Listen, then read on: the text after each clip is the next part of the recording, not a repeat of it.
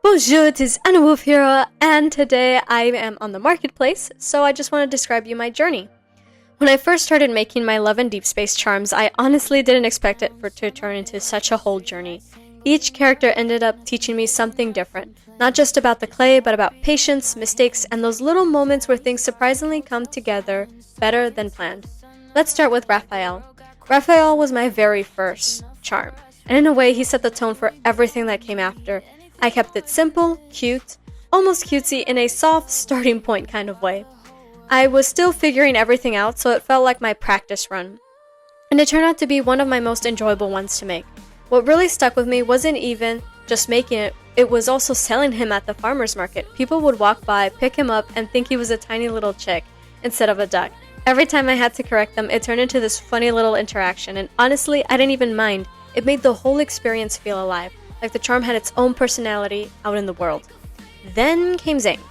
Zayne was where things started to get a little more experimental. I decided to try something new with powders, using dry pastels to create a blush. At first, it looked way too intense, like this bright red mark that I genuinely thought I had ruined the piece with it. But then came the oven. After baking, the color transformed completely into this soft, natural blush that looked almost perfect, like it had always meant to be that way.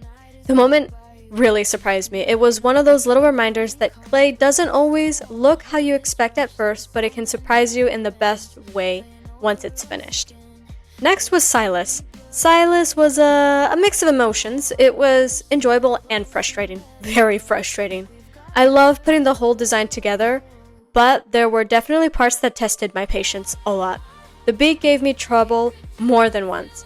But the real challenge was that fluffy piece around his neck. Oh my god. That detail in trying to shape it just right so it matched the character's look took way longer than I expected. There were moments where I had to step back and literally rethink the entire thing.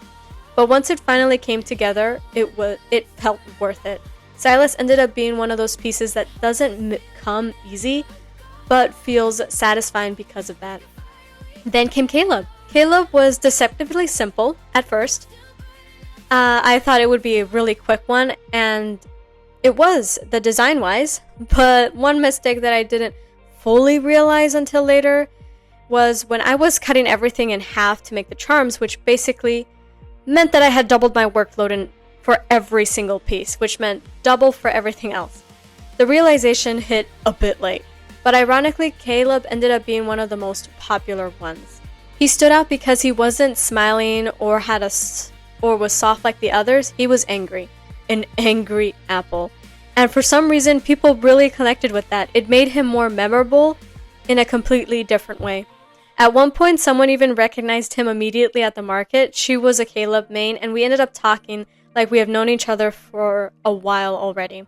She is actually from my hometown, which made the whole interaction feel more special. And it was during Christmas season too, so everything about the moment just felt warm and unexpected. And finally, Xavier.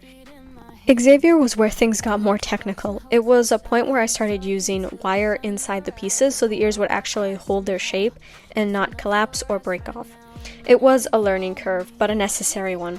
The most frustrating part was wrapping that black clay around the tip of the ears so it'd give it that black detail that is usually on the thing, and it would rip off easily or it wouldn't wrap evenly, and sometimes I had to redo it multiple times just to get it right.